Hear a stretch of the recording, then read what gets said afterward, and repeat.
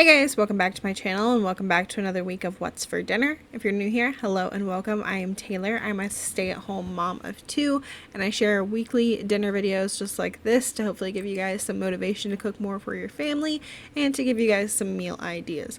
If you like that kind of thing, I would love it if you stick around and subscribe down below. As always, any recipes that I use are always going to be listed in the description box. Now let's go ahead and get into this week's What's for Dinner. It is Friday and we're starting off this week's What's for Dinner with a super easy dinner. This is pulled pork sandwiches, barbecue pulled pork sandwiches. I actually made this pulled pork in the crock pot a couple months back, froze the leftovers. So I just put the pork butt in the crock pot with some seasoning and some barbecue sauce and let it cook all day, shred it up, and then we always have leftovers of that. So I always freeze it, and it makes for a super easy dinner because I can just pull it out, defrost it, and then I heat it up on the stove with some more barbecue sauce. And this time we're using this one from Aldi, and guys, this is delicious. I think I found my new favorite barbecue sauce. This might be seasonal though, which would make me really sad. I need to go buy 50 bottles of it because it is that good, and it's really cheap. I think it's $2 maybe even less. But this Kansas City style smooth and zingy is the best barbecue sauce I feel like I've ever tasted from a store. So highly recommend that. So we've got that on our pulled pork sandwiches. And then the kids also have cheese because they like cheese on their sandwiches. And then we've just got some chips. It's a super easy summer dinner. And then to go with our chips, this is some French onion dip from Aldi, which is not bad, and it's only 95 cents. So that is going to be our quick and easy dinner for Friday. It is Saturday and it is my birthday, and if you watch my videos, you know that I like Mexican food. So tonight I decided to make myself Chipotle style burrito bowls, and I've been wanting this since I made it 2 months ago. It's so good. I used a London broil for the steak, and after I show you everything, then I will show you how I cooked everything and how I put my bowl together. The kids are pretty plain. They've just got the cilantro lime rice that I made, some black beans, and the steak, and everything is topped with cheese. And then I have everything, and so we've got black beans over here, steak, a little bit of lettuce, sour cream, some extra lime, and lemon. This is our dessert. I didn't want cake. I made lime bars, and they are delicious, and those will be in an upcoming video, so look out for that. I made homemade pico and homemade cilantro lime rice. So that is dinner for my birthday, and I'm going to show you how I made everything. For the steak, I used a London broil and I sliced it thinly, and then I used a marinade that was a mixture of salt and pepper, minced garlic, soy sauce, some oil, some paprika, some cumin, some lime, and some cilantro. And I marinated that in a bowl in the fridge for a couple of hours. And I just wanted to mention, people ask me, I think every week since I got the oil spout. I got the oil spout off of Amazon. I don't have it linked to my Amazon store because right after I bought it, it disappeared from Amazon. But if you go to Jarware, which is the brand that makes it, if you go to their website, it's still on there for about $7. And I really, really like it.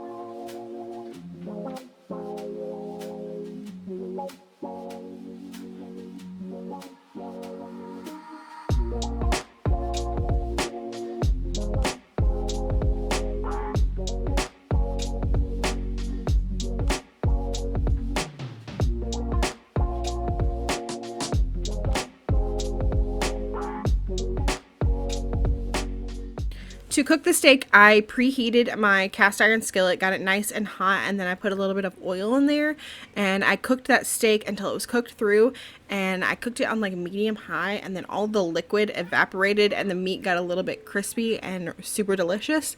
And then I removed it from the pan and just kind of cut it up into little bite-sized pieces.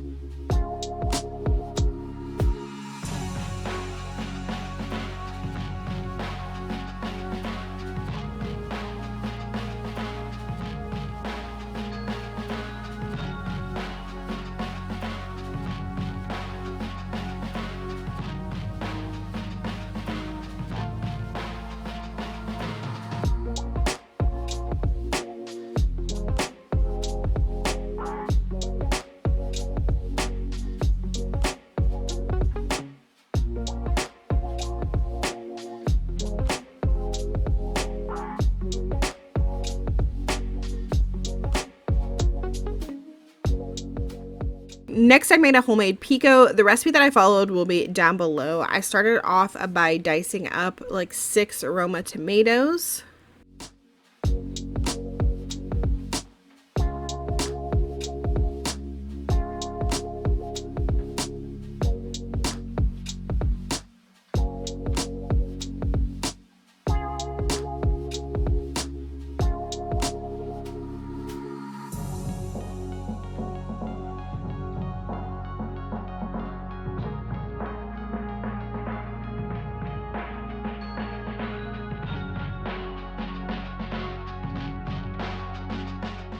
Then I used my onion chopper to chop up my red onion.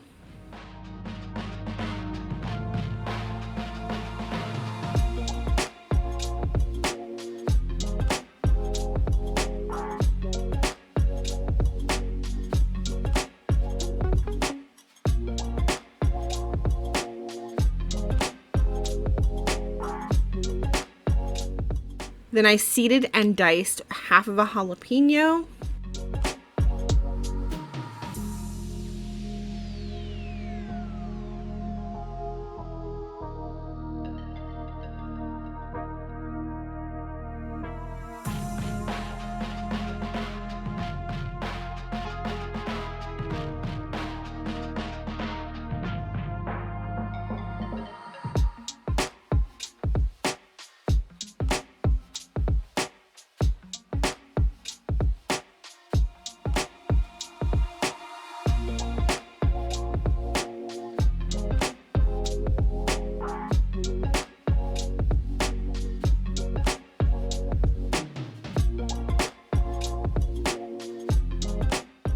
And then I mixed everything together, adding lime juice, minced garlic, cumin, garlic powder, salt, and pepper. And I almost forgot the fresh cilantro, but I did add it in at the very end. I almost completely just forgot about it. I was like, something doesn't look right. And so then I added in the fresh cilantro. I chilled this in the fridge for a few hours until we were ready to eat.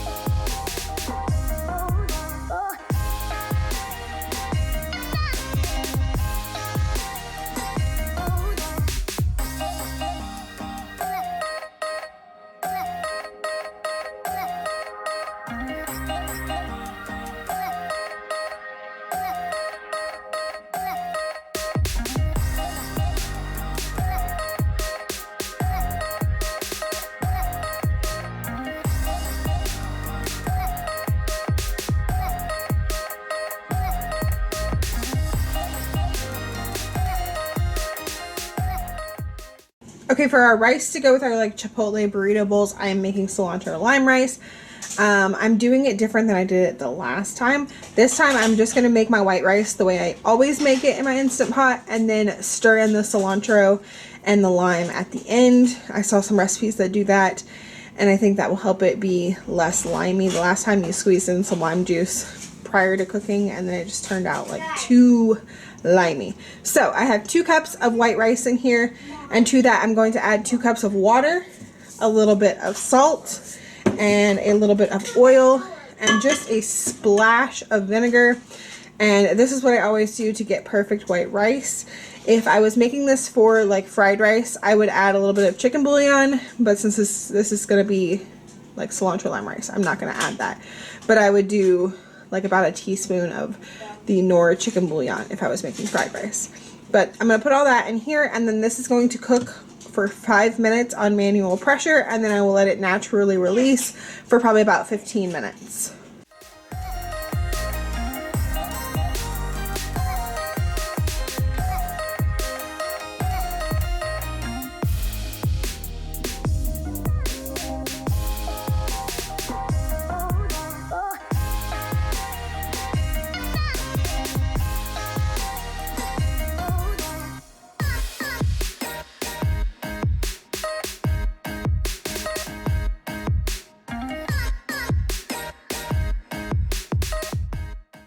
Okay, rice is done. I have fluffed it, and now I'm going to add 3 tablespoons of chopped fresh cilantro and 2 tablespoons each of fresh lime juice and fresh lemon juice.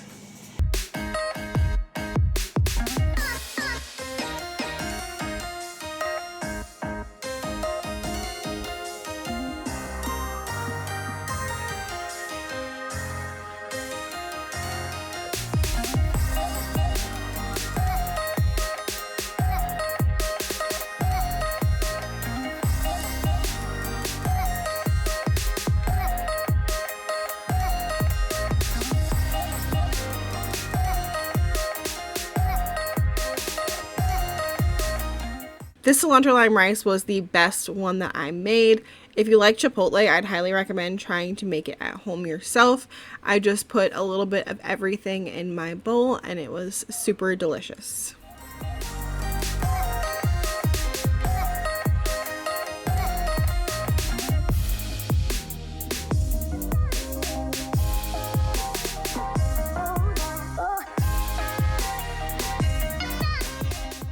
It is Sunday, and tonight for dinner we are going to be having spaghetti and meatballs.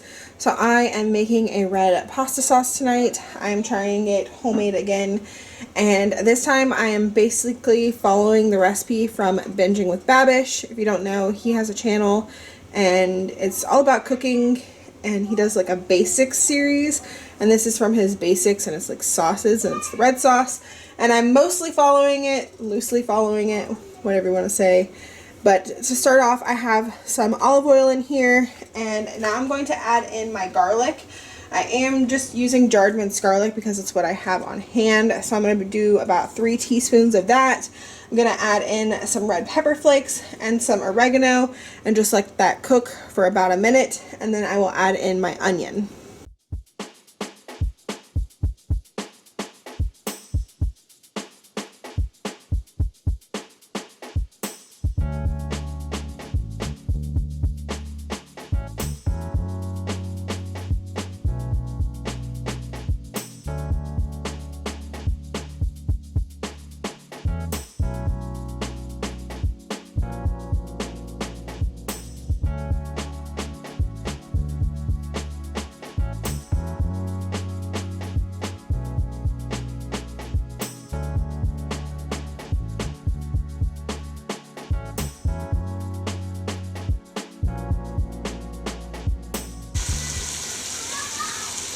Now that my onion is pretty much cooked, I'm going to add in a can of tomato paste and let that cook for a minute or two, and then I will add in my tomatoes. He suggested like whole San Marzano tomatoes, but I couldn't find those. But I did find these, and I've heard good things about this brand, Tutoroso. Maybe that's how you say it. I'm not sure. Correct me. Tell me how to say it. Crushed tomatoes, and this actually has basil. So I'm going to add 2 cans of these crushed tomatoes after I let the tomato paste simmer for 1 to 2 minutes. And then I'm going to bring it to a simmer and then reduce the heat and cover it and let it simmer for at least an hour.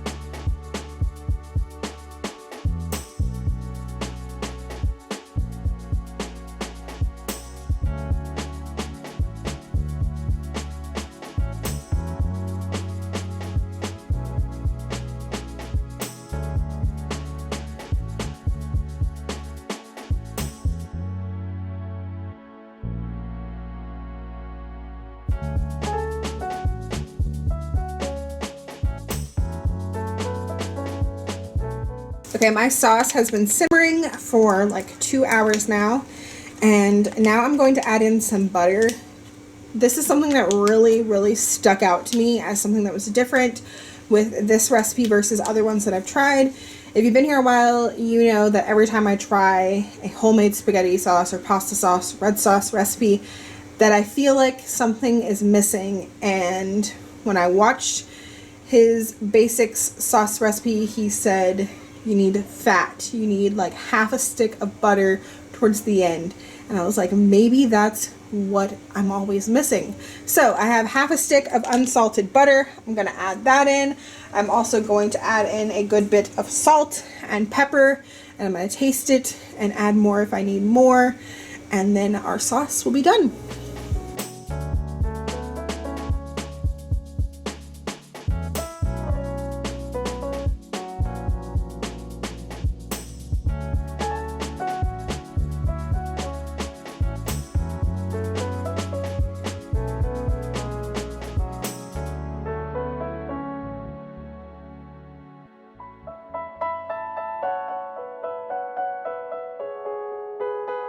Okay, for my meatballs, I'm making Parmesan air fryer meatballs. I have made these many times. So I have a pound and about a quarter of ground beef. I've got some onion powder. You could use fresh, like chopped onion if you want to. We don't like it that way, so you do what you want to do. We've got Italian seasoning and parsley, some panko breadcrumbs, and you could just use Italian flavored breadcrumbs, but I like the panko. And then some minced garlic, 1 egg, some Worcestershire, and some Parmesan cheese. Fresh is better, but this will do, just not the jar like powdered kind. You want like shredded Parmesan cheese. And then I like to mix it in my KitchenAid. I love using this to mix ground beef for meatloaf or meatballs or whatever. It does it in just like a couple seconds and then it's done. And then I use my cookie scoop to make my meatballs. Makes it super easy. You don't have to use a cookie scoop just for cookies. I use it for meatballs, sausage balls, all kinds of things. So I'm going to get all of that in there, mix it up, make my balls, and then they are going to go in the air fryer on 350 for probably about 15 to 20 minutes.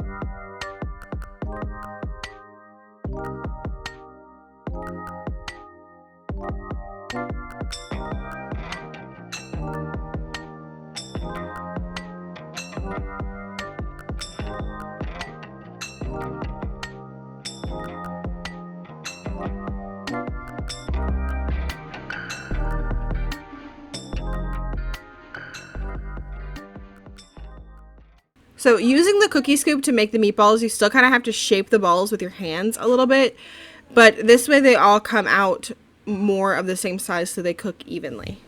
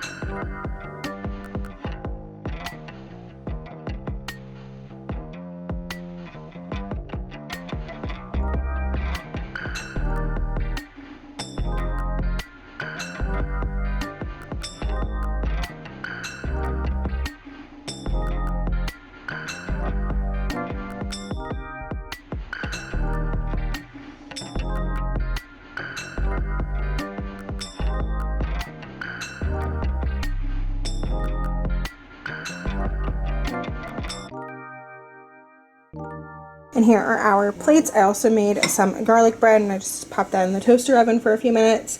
And I cut up the kids' meatballs because it just makes it easier for them to eat with a spoon. I also cut up their noodles. I use my kitchen shears for that. It just makes it really easy, quick to cut up, and easy for them to eat. So those are their plates. And then here is mine. I just really wanted some vegetables, so I've got zucchini noodles, and the sauce, and the meatballs, and some extra Parmesan cheese on top, and a piece of garlic bread. And I already tasted the sauce, obviously, because I was salting it and peppering it to taste, and I'm just super impressed. It is perfect, I think. It's delicious, and I'm just really happy with it. So I would highly recommend checking out the Binging with Babish video. I will link it down below for you guys, because I made a good sauce. It's the best one I've ever made. But that is going to be dinner for Sunday. Okay, it is Monday, and tonight for dinner I am making a Cajun chicken Alfredo thing. I'm kind of winging it and just throwing some stuff together. I've got 1 pound of chicken breasts. They're thinly sliced so that they will cook faster. And then once they're done, I will remove them from the pan and cut them up. I've seasoned them with some blackened seasoning and some of this Tony's Creole seasoning. I've got some penne noodles. That's what we're going to use. Got my water coming to a boil for that, and I will salt my water as well. I've got these tomatoes that I need to use up. They're looking a little sad and wrinkly.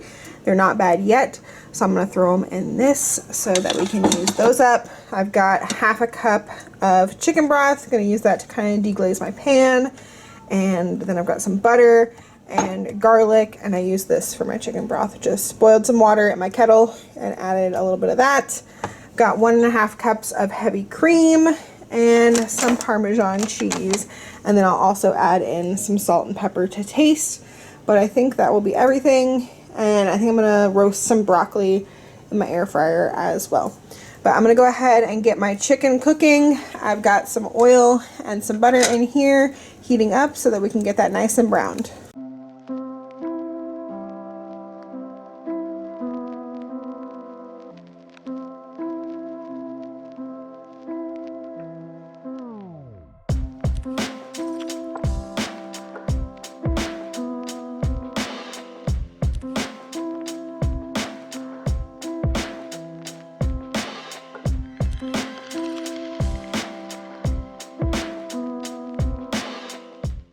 Okay, I removed my chicken from the pan. Now I'm going to add in 2 tablespoons of butter and some garlic and let that cook for a minute or so. And then I will add in my chicken broth and my tomatoes and kind of deglaze the pan.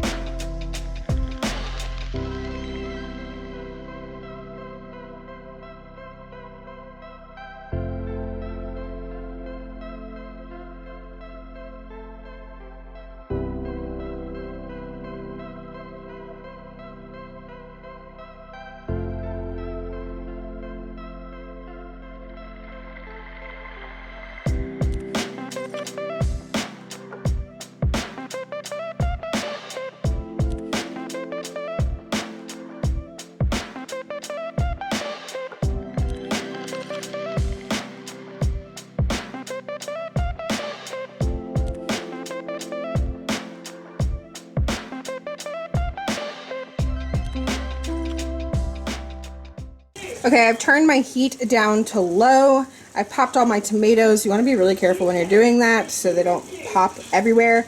I've got my 1.5 cups of cream. I'm going to pour that in there and let it simmer for a minute before I add my cheese.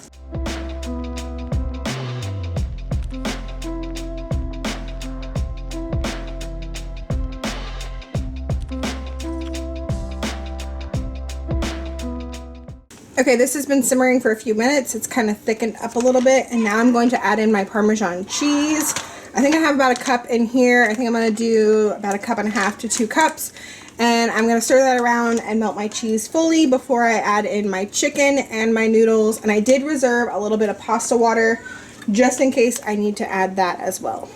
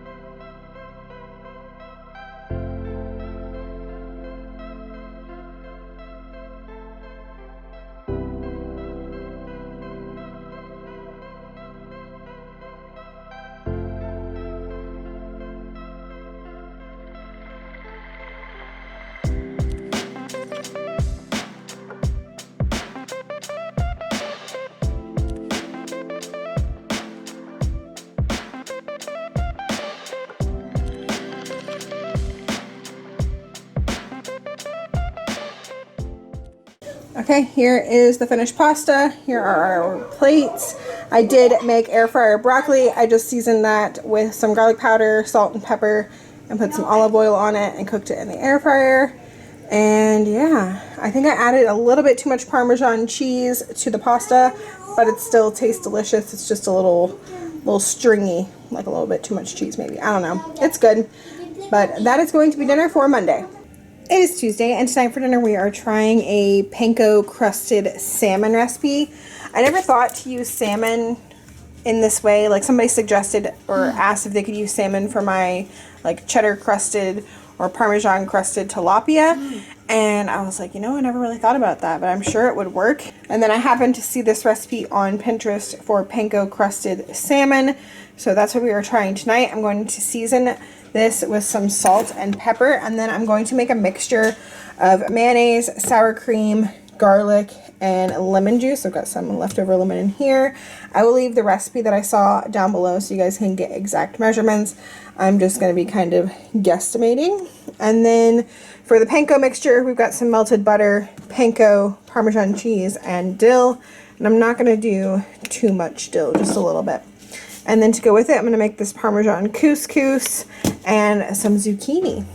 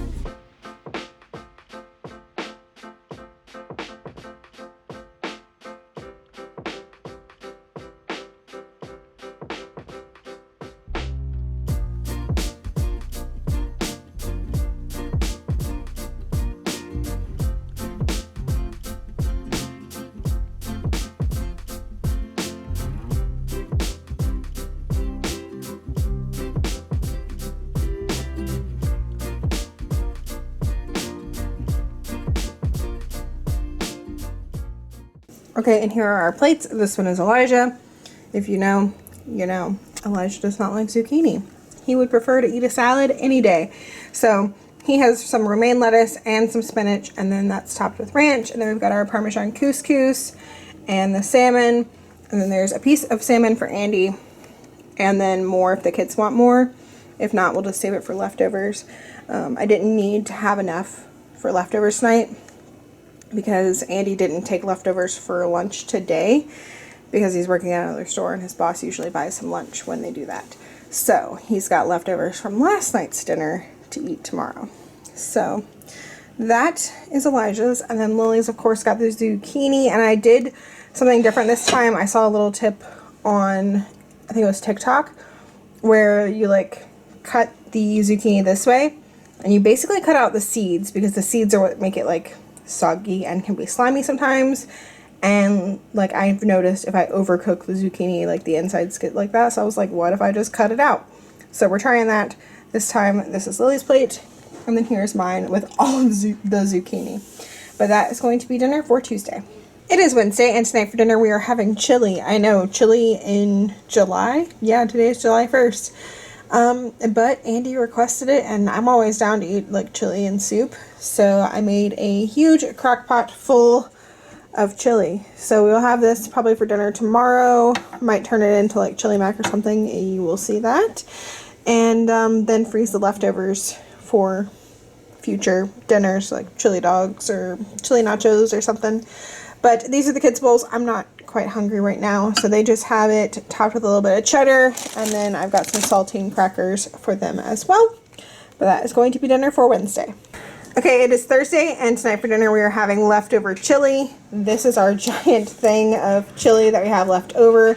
Me and Andy still have to eat, but then the rest of this will go in the freezer. I will probably put it in like some quart-sized baggies, and we'll get a couple more meals out of that in the future. So these are the kids' plates. I made some spaghetti noodles for Andy and the kids because they like to do chili spaghetti with their leftover chili. So they just have chili on top of spaghetti noodles and then some cheddar cheese. And I am currently making myself a baked potato in the air fryer. So when that is done, I will show that to you as well. Okay, and here is mine. I've just got the baked potato and I put some butter and salt and pepper on it. Topped it with some chili and some cheddar cheese. And that is going to be my dinner, and that is going to wrap up another week of What's for Dinner. If you're new here, I'd love it if you hit that subscribe button down below. As always, thank you guys so much for watching, and I'll see y'all in the next one. Bye!